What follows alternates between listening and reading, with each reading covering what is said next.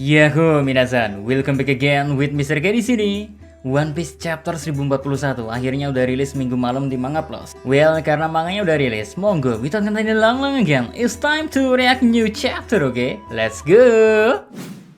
Judul chapter 1041 versi Manga Plus adalah Komurasaki. Ya, seperti yang kita tahu akhirnya Komurasaki atau Gyori mulai bertindak dan makin gak sabar aja nunggu bakalan kayak gimana akhir dari sang Shogun ganteng Orochi nantinya.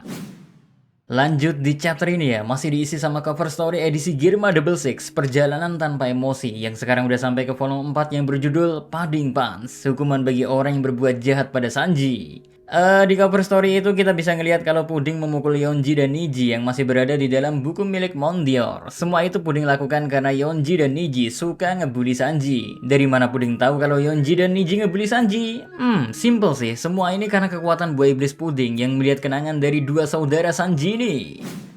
And now ke menu utamanya, di mana chapter kali ini dimulai dengan memperlihatkan momen Zunisa yang dijelaskan kalau kedatangannya ke negeri Wano Kuni adalah untuk bertarung di sisinya Momo. Satu hal yang diperlukan adalah Momo memberikan perintah ke Zunisa, dan Zunisa pun akan langsung ikut bergabung ke perang untuk membebaskan negeri Wano Kuni ini.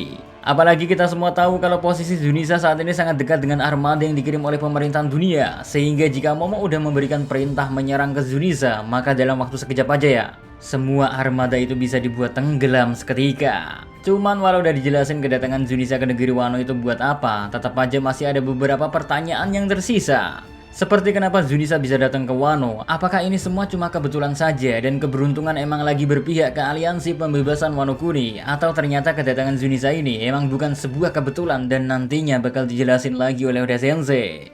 Ya kayaknya untuk tahu hal itu kita masih harus sabar menunggu jawabannya, karena Momo sendiri aja yang udah bisa ngobrol sama Zunisa masih kebingungan sama beberapa hal, kayak apa dosa yang dilakukan oleh Zunisa, belum lagi isi dari jurnal Oden yang ternyata masih membingungkan buat Momo. Karena faktanya di chapter kali ini diungkap kalau ternyata halaman yang menceritakan tentang perjalanan terakhir Oden bersama krunya Roger, yang mana halaman itu berarti menceritakan One Piece dan pulau terakhir Laugh Tale udah disobek sama Oden dari jurnalnya.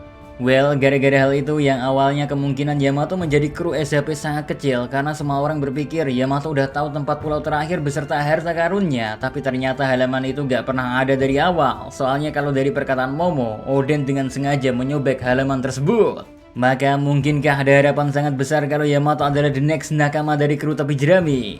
Selain hal itu menariknya Momo juga bilang kalau setelah membaca jurnal milik ayahnya, dia sadar kalau saat ini dia gak boleh mati. Dan itu kemungkinan besar berhubungan sama apa yang dikatakan oleh Yamato, yaitu sesuai prediksi Oden, Momo lah yang akan memberikan cahaya pada dunia ini. Atau dalam kata lain, Momo adalah orang yang akan menerbitkan fajar di dunia One Piece. Hal ini menjadi semakin menarik karena kita masih gak tahu alasan kenapa Momo harus tetap hidup dan mengapa Momo adalah orang yang akan mendatangkan fajar.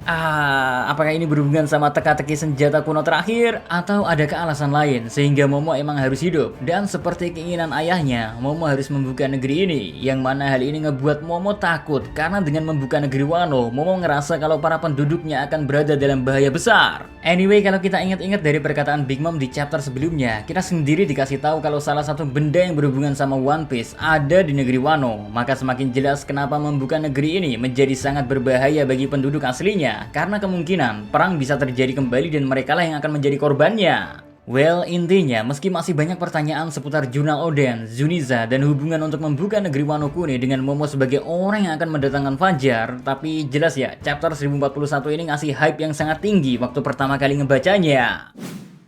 Next, di momen selanjutnya kita akhirnya dikasih lihat ujung dari pertarungan antara Raizo dan Fukurokuju, di mana pertarungan itu dimenangkan oleh Raizo meski harus dengan susah payah, karena Raizo sendiri menerima luka yang sangat serius. Untung aja di momen itu Jinbe berhasil menemukan Raizo sehingga nantinya bisa ngebantu Raizo buat keluar dari kastil Kaido yang udah terbakar.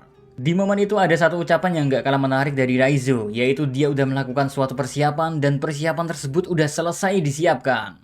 Namun sayangnya kita masih belum tahu apa maksud dari persiapan yang dikatakan oleh Raizo.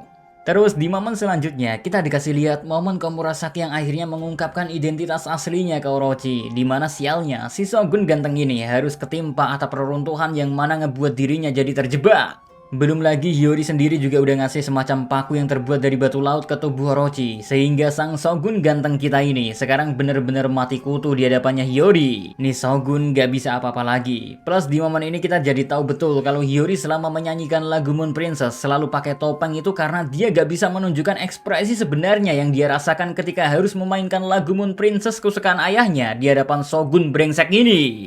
Wes, gaskan wae buruan habisin Orochi Yori. Gaskan aja lah, gaskan.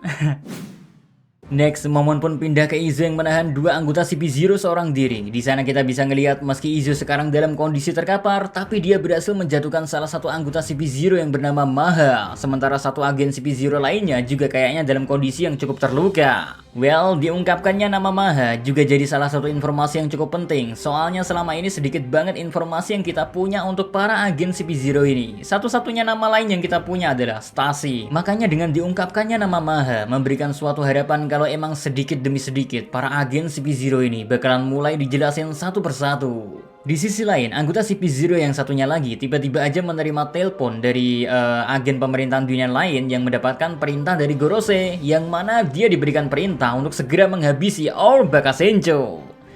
Di momen itu bahkan bagi seorang anggota CP0 sekalipun, kita akhirnya tahu kalau mengganggu pertarungan Kaido bukanlah hal yang bisa dilakukan. Soalnya di momen itu dia dan Gorose sama-sama sadar kalau sebenarnya menghabisi Luffy yang sedang bertarung dengan Kaido adalah hal yang mustahil. Tapi karena suatu kabar burung yang gak tahu apa itu dan karena pertarungan mereka dianggap pertarungan terbesar pada era kali ini, sehingga perintah yang mustahil sekalipun emang harus diberikan. Gara-gara perintah dari Gorose ini ya, kita semua semakin gak tahu apa yang akan menjadi fokus dari para agen CP0 yang tersisa di negeri Wano ini. Karena pada awalnya mereka disuruh untuk menangkap Nico Robin, namun sekarang perintah itu seakan harus dialihkan. Soalnya mereka harus menghabisi Luffy si topi jerami sekarang juga. Apakah semua ini tentang kekuatan Luffy yang pernah dibicarakan Mihawk saat di Marineford War? Well, I don't know. Lanjut di momen selanjutnya, kita dikasih rekap tentang beberapa hal yang terjadi di Pulau Onigashima, mulai dari Usopp dan Hamlet yang mencoba menyelamatkan Kiku dan Kinemon, lalu ada juga Wanda, Carrot, dan Nekomamushi yang sedang mencari tempat yang aman. Sedangkan Zoro yang diperlihatkan mau terjatuh dari Pulau Onigashima ternyata berhasil diselamatkan oleh Franky. Terus ada juga momen Nami yang sedang bersama dengan Zeus, Marco, Komachio, dan yang lainnya yang kayaknya udah dalam posisi aman dan udah mengetahui tentang info kekalahan dari Big Mom. Terakhir ada juga momen yang memperlihatkan Kid dan Law yang udah bener-bener tergeletak di tanah dan berharap bukan Kaido yang turun ke arah mereka karena mereka udah gak punya sisa tenaga untuk melawannya. Maka satu-satunya yang tersisa emang harus Luffy yang bisa mengalahkan Kaido tanpa bergantung ke siapapun lagi. Makanya di momen selanjutnya kita dikasih lihat momen Luffy yang masih bertarung dengan Kaido, di mana benturan dua haki raja masih sering terjadi. Di momen itu baik Kaido dan Luffy keduanya udah tahu kalau Big Mom udah berhasil dikalahkan.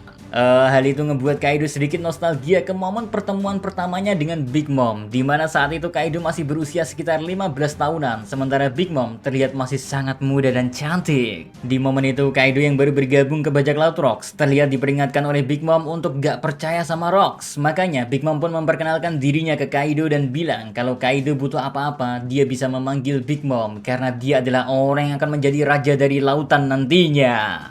Ya, momen nostalgia Kaido itu juga akhirnya ngebawa Kaido ke mode mabuk nangisnya. Tapi di sisi lain, Luffy yang ngelihat kondisi dari Kaido langsung berubah ke bentuk Gear Force Snakeman miliknya. Dan Luffy langsung menyerang dengan serangan baru yang bernama Gomu Gomu no Hydra. Nah, di momen yang sama sambil menyerang, Luffy memperingati Kaido kalau dia akan terus menyerang Kaido sampai dia kehabisan tenaga. Karena ini juga bentuk final dari Gear Force milik Luffy. Plus kemarahan Luffy juga di momen itu terlihat udah memuncak. Karena bahkan ambisi dari Kaido sendiri gak berarti apa-apa bagi Luffy.